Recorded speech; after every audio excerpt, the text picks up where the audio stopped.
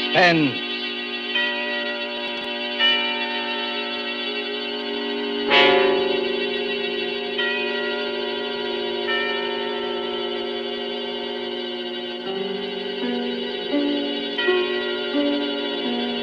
This is the man in black, here again to introduce Columbia's program, Suspense. Heading our starring Hollywood cast this evening is Mr. Paul Lucas, and with him are Miss Heather Angel and Mr. Bramwell Fletcher. Story by John Dixon Carr, dealing with strange, very strange happenings in a London curio shop, and called Mr. Markham, Antique Dealer, is tonight's tale of suspense. If you've been with us on these Tuesday nights, you will know that suspense is compounded of mystery and suspicion and dangerous adventure. In this series are tales calculated to intrigue you, stir your nerves, to offer you a precarious situation, and then withhold the solution till the last possible moment. And so, with the performances of Heather Angel, Bramwell Fletcher, and Paul Lucas as Mr. Markham, Antique Dealer, we again hope to keep you in suspense.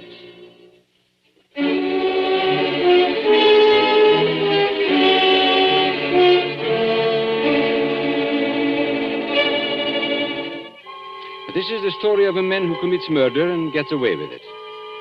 Does the idea shock you? Do you believe that justice must always be done? But let's be honest with ourselves. You and I needn't be cynics to know that justice is very seldom done. Innocence flinches. Guilt is childlike and bland. Innocence is imposed upon. Guilt can encompass all things, even a successful murder. And I know this because I was the murderer, you say? Oh, no. Inquire at Scotland Yard. I was the victim.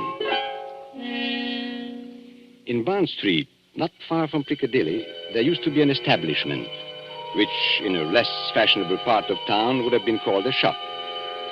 On the windows, in letters as discreet as a visiting card, were the words, Charles Markham, Antique Dealer. Such a delightful fellow, Markham. Such a character. 30 years ago, yes, as long as that, this antique shop was a dingy place, despite deep carpets and crystal chandeliers. It rustled with the ticking of 100 clocks. It was shadowed by damascened armor and the loom of tall tapestries. And late one summer night, when the shutters were long closed on those windows, a four-wheeler drew up before the door in the gas-lit street.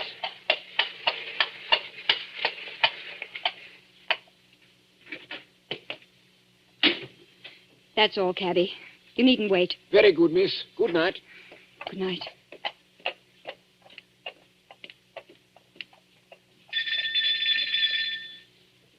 He must be here. He must be.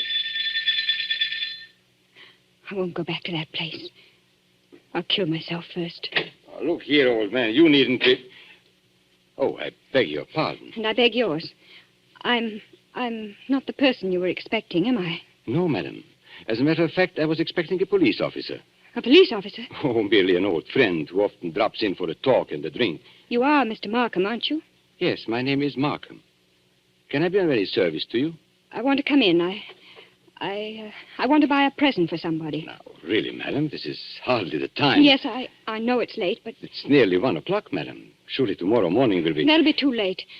This is a special occasion. It's a birthday present. That's it. A birthday present. I've got to deliver it before breakfast. And Sir George Lytle says this is the only place in London to buy antiques. Sir George flatters me. Won't you let me come in? Just for 5 minutes. Well, under the circumstances, madam, I think it might be managed. Now, one moment while I put some lights on. No. Please. That one little light will be enough. But you won't be able to see anything. That doesn't matter. I'll trust to your judgment. Just as you like. This way, madam. What's that? That noise? Oh, you mean the clocks, madam? There are more than 100 clocks in this room. I'm very fond of them. Don't they get on your nerves? Ticking away together like a nightmare? Striking the hours together? They don't strike together, madam. When the hour approaches, you will hear a musical din that lasts for some time. Might I interest you perhaps in a clock? No. I hate them. Now, all the same, this grandfather clock might amuse you. What about it? Observe the signature. Johannes Carver, Londini, Facet A.D., 1752.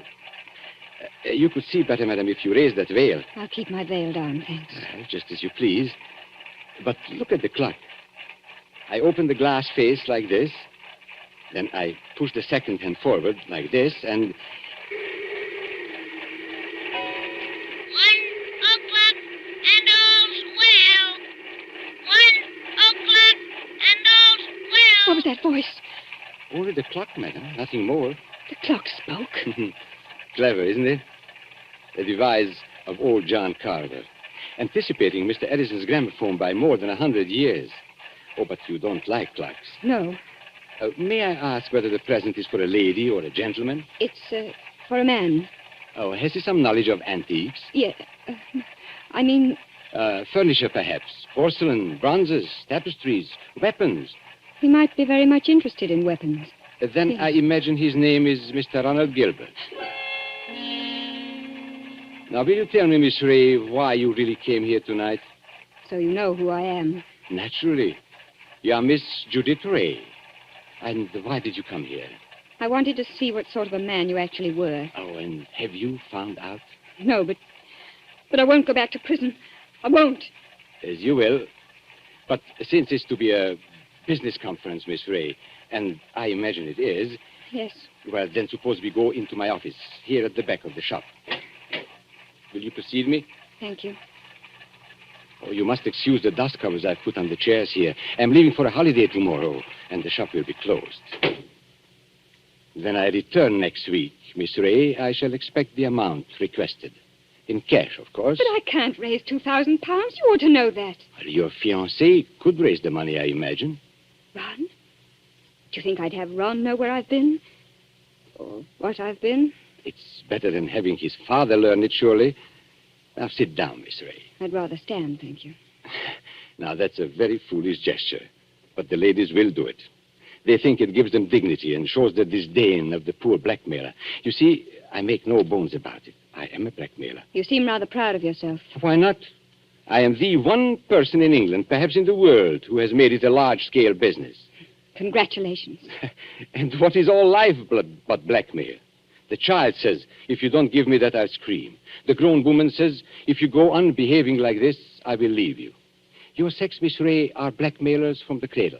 You know, Charles Markham, I wonder... Yes? I wonder if anybody's ever hurt you very much. Hurt me?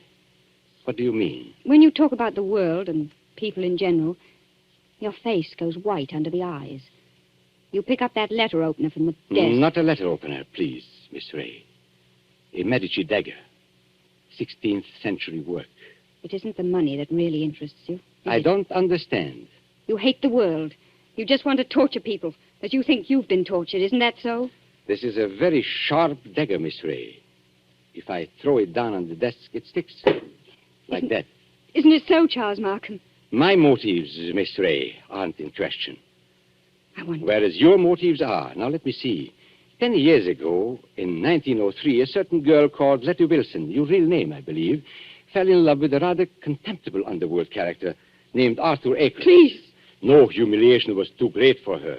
She worked for him, lied for him, stole for him. I was only 18. I didn't know what I was Now, doing. this girl, for a very shabby theft, was sentenced to 3 years' hard labor at Holloway Prison. 5 months later, she escapes from prison and disappears. All these years afterwards, she appears in the West End as Miss Judith Ray, fashionable milliner. Haven't I made up for it? Haven't I? No, For one mistake. After 10 years. it's the way of the world, my dear. I didn't create it. And I'm forgetting the best part of the comedy. This paragon of virtue next falls in love with Mr. Ronald Gilbert, son of Major General Sir Edmund Gilbert. Such a respectable family, too. Stop it, please. Then, shall we say, 2,000 pounds? Suppose I did raise the money. I don't know how, but suppose I did raise it. Well, What guarantee would I have that you wouldn't ask for still more money? I probably shall ask for more money, Miss Ray. But that's my privilege as a blackmailer. Then I'm never going to be free of you. Is that it? Well, frankly, that's it. Unless I kill you, of course. What if I did kill you? People have threatened it before, but they haven't meant it. Maybe I mean it. Well, we can easily test you out. There's a sharp knife stuck in the desk in front of you. I'm going to get up and deliberately turn my back on you. Like this. Be careful, Charles Markham. As a student of human nature, I'm curious. How much will you risk to keep this secret? Have you the courage to kill and risk hanging? Yes, I think I have. What was that? Now, aren't you glad you held back at the last moment, Miss Ray? I said, what was that? That, my dear, was the front doorbell. Probably my friend, Inspector Ross, from Wigmore Street Police Station. Come in, old man. Come on in. Make yourself comfortable. I'll be with you in a moment. You wanted me to attack you, didn't you? No, I was merely curious. And in any case, Miss Ray, it would be useless to kill me. Useless? Why? Because I shouldn't die. Don't talk rot. Oh, it's quite true. A man in my position must take certain precautions. If you killed me, I should be back to haunt you within half an hour. And I don't happen to be joking. Come in. Now, look here, Markham. Good Lord, Judy. Ron! Mr. Ronald Gilbert, as I live. Ron! What are you doing here? He hasn't got anything against you, has he? Speak up, Mr. Gilbert. Have I? The fact is, Judith, I... Look at him, Miss Ray. See how he changes color and twists his mustache and altogether resembles a boy caught in his mother's gem cupboard. Perfect picture of a gentleman being a gentleman. Look here, Markham. I'm not very clever. You can always make a fool of me when you start talking, so let's stop talking. I've brought the money. What money? Oh, merely my fee for keeping quiet about you. So you went to Ron, too. You told him about it. Naturally. If possible, always sell your wares in 2 markets. How much money? Never mind, Judith. I hoped I could do this without your knowing. How much money? 3,000. It's all I could raise. Has he told you who I am and what I've been? Look here, Judith. Who the devil cares who you are or what you've been? I happen to be in love with you. Never mind. Let's get out of here. Ron, it's no good. He'll only come back for more money. I know that, but what else can we do? Nothing, I'm afraid. Well, what's that knife doing there, stuck in the desk? Nothing dangerous, I assure you. No? Merely a curio. I pick it up like this, I flip it down like this, and pick it up again. Miss Ray was very much interested in the dagger. Now, may I have that envelope with the money, please? There you are. Take it. Thank you. As I explained to Miss Ray, I'm leaving tomorrow for a holiday, hence the general disarray and the dust covers on the chairs. But before my departure, I'm glad we could settle this affair, as you would say, like gentlemen. Before we clear out of here, Markham, there's just one favor I'd like to ask. Well, of course, old man, ask away. This is your job, I suppose. You can't help being what you are, but never again, as long as you live... Well? Never even say the word gentleman. Be careful, Ron. Look at his face. Tell me, Mr. Gilbert, how much money is in this envelope? You heard what I said, 3,000 pounds. Then take it back, my friend. I find we can't strike a bargain after all. What do you mean? Just what I say. Here is your money. You will now oblige me, both you and Miss Ray, by leaving my shop. What are you going to do? Tomorrow morning, perhaps even tonight, I'm going to get in touch with the police, and I shall tell them where they can find Letty Wilson, alias Judith Ray. You can't do that, Markham. Oh, yes, he can. You've hit him where it hurts. 3,000 pounds, my friend, is not enough compensation for the way you talk. There is a way through the shop. Shall I escort you to the front door? No. Oh, so you prefer to stay here and make a fool of yourself? You're not going to tell the police, Markham. I promise you that. And how are you going to stop me? With this. Ron, put that gun away. It's a funny thing, Judith. I felt a bit of a fool, bringing this revolver along. But now I've got a use for it. Oh, yes, I've got a use for it. Oh. Maybe the best thing would be to go into the street now and call a policeman. You'll never get into the street, Markham. Are you following me into the shop? Yes. So both of you, it appears, came here under false pretenses. You said you wanted to pay me some money. The money's still here, but you've lost your chance to get it. And our dear Judith said she wanted to buy a present for you. I showed her this grandfather clock here, this talking clock. Don't go a step beyond that clock, Markham. I warn you. Nonsense, old man. You wouldn't dare shoot. Wouldn't I? No, and I'll call your bluff. 1 step. 2 steps. I know your whole silly tribe, my friend. You wouldn't risk it. No, you wouldn't.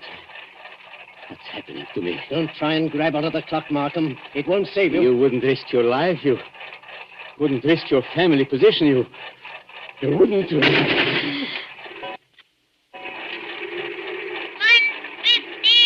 and all's well. 1:15 and all's well. I had to do it, Judith. Don't you see? I had to do it. Did you... Is he... Oh, yes. Yes, he's done for. I tell you, I had to do it. Shh, keep your voice down. Why? That shot sounded like the crack of doom. I wonder if anybody in the street heard it. You mean the police? Yes, Ron. What in heaven's name are we going to do? Steady, steady. We'll find a way out. Maybe he's not dead, Ron. Go and look at him. He's dead, all right. Please, Ron. Go and look at him. Well? Shot through the heart. The bullet went clean through him and smashed the face of the grandfather clock. That's all I can see in this dim light. This isn't happening to us. It can't be I've happening. got to think, but it's hard to think. You see, Judith, I'm not in a rage any longer. I'm just numb and a little bit scared. You're not going to give yourself up. And have this whole thing made public? Not likely. Wait a minute. There may be a way out. What way? He said he was going for a holiday. Remember? Well, suppose he did. That gives us time. It means his absence won't be noticed. The shop will be closed. Nobody will come here for days. And certainly nobody will come here tonight. And... What's that? The police officer. I forgot the police officer. What police officer? A friend of Markham's. Inspector somebody or other from Wigmore Street. He's inspected here tonight. Then we're finished. No, Ronnie. We're not finished. He can't see anything out there. The shutters are down and the door's covered. Could you pick Markham up and carry him? Yes, I could. Why? There must be a back way out of the shop, probably in the office. Hurry, Ron. I don't like to touch him. Hurry, Ron, please. He's as heavy as a sack of meal. He seems to be looking straight at me. I know. Everything here seems to have eyes and move a little in the shadow. Didn't you see the expression in Markham's eyes just before you... No, I didn't. He seemed to be looking behind us, or beyond us. I don't know how to describe it. And he said something, too, that scared me. He said he couldn't die. He said... Close the door, quick. This police officer, Judith, he can't get into the shop, can he? Of course he can. The front door isn't locked. That's true. What's wrong with me, Judith? I came in that way myself. And there's no time to lock the front door now. Our only hope is through the back way. I thought I'd seen a back door and... Ah, there it is. Just a minute. I've killed a man. That means I'm a murderer. A fraction of a second, one tick of a clock in there, and you change from an ordinary happy person into what I... Well, Judith, well? I'm sorry, Ron. The door's locked. Isn't there a key? No. Maybe in his pockets on a key ring. There isn't time, Ron. I think I heard the front door open. Our visitor's coming in. I've got it. The dust covers. What? Those white cloths that fit over the chairs. Look at them. What on earth are you talking about? We used to play a game when we were kids. Somebody sits in a big chair. You know, you fit the dust cover over him and nobody can tell he's sitting there. Don't you see, Judith? That's how we can hide Markham's body. It might work if there's time. There's got to be time. Take the big cover off that chair, the wing chair. All right. Maybe there's a chance. I'll fit him into it. Arms along the chair arms. Feet pushed back. Now, put the cover back again and pull it round down his feet. Don't let it touch his chest. The blood will show through. There, that's got it. You can't see anything now, can you? No, but, Ron. Well? What did you do with the gun? The gun? The gun you shot Markham with. Oh, well, Judith, I put it down on the floor when I picked up his body. Out in the other room? Yes, I'm afraid so. And it's too late now, Judith. The police are here. What are you going to say? I don't know. Trust your wits and try and brazen it out. Yes? Come in. Good evening, Miss Ray. And good evening, Mr. Gilbert. Charles Markham? You're Charles Markham? Correct, Miss Ray. But why should that surprise you? Why do you look as though you were seeing a ghost? Because we are seeing a ghost. If you're Charles Markham, whose body is... Judith, be careful. Body, Miss Ray. Did you say body? Miss Ray's upset. She doesn't know what she's talking about. If you killed me, I should be back to haunt you within half an hour. That's what he said. I tell you, Miss Ray isn't herself. She had bad news today. A relative of hers died. I've been trying to make her feel better. Indeed. Do you think it would make her feel better to bring her here? I don't understand. My dear sir, you are very welcome. But the situation is surely a little odd. I come in here and find you two looking as guilty as a pair of murderers if in my private office in the middle of the night. There's nothing odd about that. I wanted to buy Judith something. 1 o'clock in the morning? Yes. Why not? Well, may I ask how you managed to get in? The front door was open. We just walked in. If you wish to buy something, why not stay in the showroom? Why come to my office? Well, hang it all. You don't think we wanted to steal anything, do you? Well, that thought did occur to me. You see, there was nobody else here. There's nobody here, Mr. Markham. Not a living soul. Then you didn't meet, by any chance, my brother? Your brother? Yes, my brother Robert. You couldn't have mistaken him if you had seen him. He looks so much like me that few people can tell us apart. Oh, so that's it. Poor Robert often deputizes for me. He's learned to act like me, think like me, and talk like me. But he doesn't like the work very much. Of course, you know what my work really is. Is this part of the game? Are you trying to play cat and mouse? Robert is an idealist. He thinks, poor fellow, that my profession is beneath contempt. But he acts the part and acts it well because I pay him. And I find it useful to have a double who will run risks for me. What have you done with his body? We haven't done anything with him. If you've killed Robert, my friend, you've committed a totally useless murder. You don't see him here, do you? No, but I see his handiwork. Meaning what? I've warned him many times about throwing a knife down on a polished desktop. Those scratches on the desk are fresh scratches. Of course, if you give me your word of honor that he's not here... Of course, he's not here. Well, in that case, all we can do is sit down and make ourselves comfortable. Will you sit there, Mr. Gilbert? And you, Miss Ray, in that wing chair by the window. What's wrong, Miss Ray? Why don't you sit down? Because I prefer to stand, thank you. Then perhaps you won't mind if I sit in the wing chair. It's a very comfortable one. My brother always says... Don't sit down there for the love Oh. So that's it. Yes, that's it. It is rather a thick chair. I press against the dust cover and blood comes through. I lift the bottom of the dust cover and... What's the use of going on with this? I killed him. You admit that? Yes, I admit it. But Judith had nothing to do with this. I swear she hadn't. My telephone, you notice, is against the wall. I shall have to turn my back to you when I ring. Ring? Where? Wigmore Street Police Station. Oh, no. Give him a chance. Please give him a chance. Hello? Hello, operator. I want Regent 0586. I won't let them take you on. I 0586. won't. It's no good, Judith. I killed a man. I meant to kill him. That's all there is to it. A very sensible attitude, my friend. And if the lady has any idea of flying at me with that knife, just notice what I've got here. A .32 revolver, one chamber fired. Picked up off the floor in that room where... Hello? Hello, Wigmore Street Police For Station. the last time, Hello? Mr. Markham, won't you give him a chance? Be quiet, Miss Ray. May I speak to Inspector Ross, please? Inspector Ross speaking. Oh, isn't that Mr. Markham? Got it in one, Inspector. Charles Markham here. I understand you were going to drop in and see me tonight. I intended to, Mr. Markham, but I'm afraid I can't make it now. Oh, why not? Anything wrong? Only a robbery in Davies Street, but it's likely to be a long job. Sorry I can't get there. Well, that's perfectly all right, Inspector, because actually I rang up to make sure you wouldn't come here tonight. You see, I've got a lot of work to do, and I'm leaving for Eastbourne early tomorrow morning. Let's make it some other time, shall we? Oh, glad to, Mr. Markham. No crimes being committed up your way, I suppose? No, Inspector. It's as quiet as the grave. I've never known a more peaceful night. Goodbye. Why did you do that? Now, please, don't excite yourself, Miss Ray. Didn't you hear what I told the Inspector? Yes, but is this some more trickery? Trickery? How can it be? I don't know. That's what I'm asking you. I should call it generous when I let my poor brother's death go unavenged. You're not doing this without a reason. Naturally not. But has it occurred to you, either of you, that I might not want my business dealings revealed in court? What are you driving at? And has it also occurred to you that a man's double, who looks exactly like him, and shares all his secrets may become a danger rather than an asset. He knows too much. He wants too much, and so... I think I understand. You're glad he's dead. Not glad, my dear. You shock my brotherly feelings, but definitely relieved. Look here, you can't get away with this. Get away with it, sir? Aren't you forgetting that you are the murderer?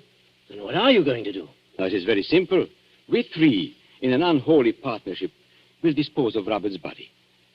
Or would you rather hang? He's got us, Ron. There's no other way. But how can we dispose of the body? This seems worse than killing him. It's filthy, cold-blooded... Practical necessity.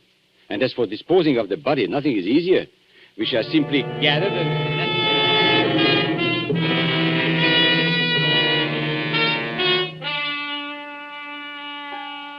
And so, as I said before, this is the story of a man who commits murder and gets away with it.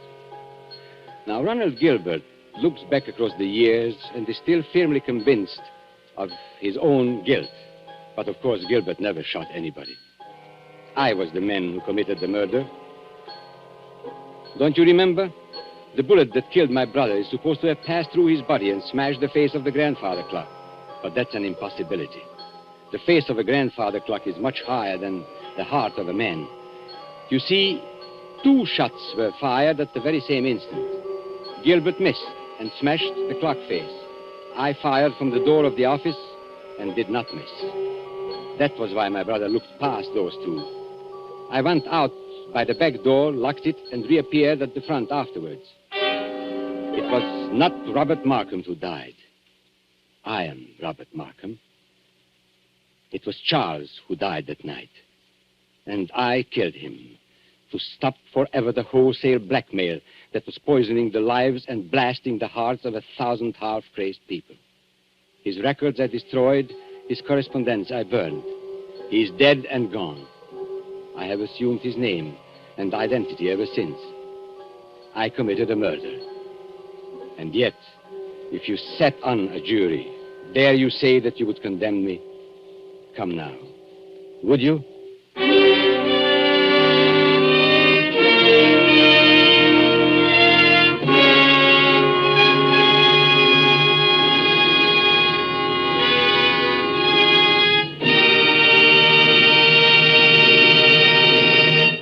And so closes Mr. Markham, Antique Dealer, starring Paul Lucas with Heather Angel and Bramwell Fletcher.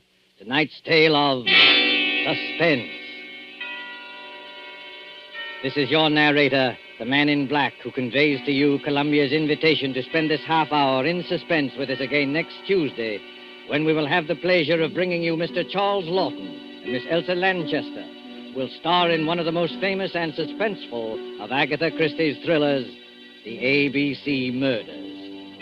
The producer of these broadcasts is William Spear, with Ted Bliss, the director, Lud Gluskin and Lucian Morowick, conductor and composer, and John Dixon Carr, the author, collaborated on tonight's Suspense. This is the Columbia Broadcasting System.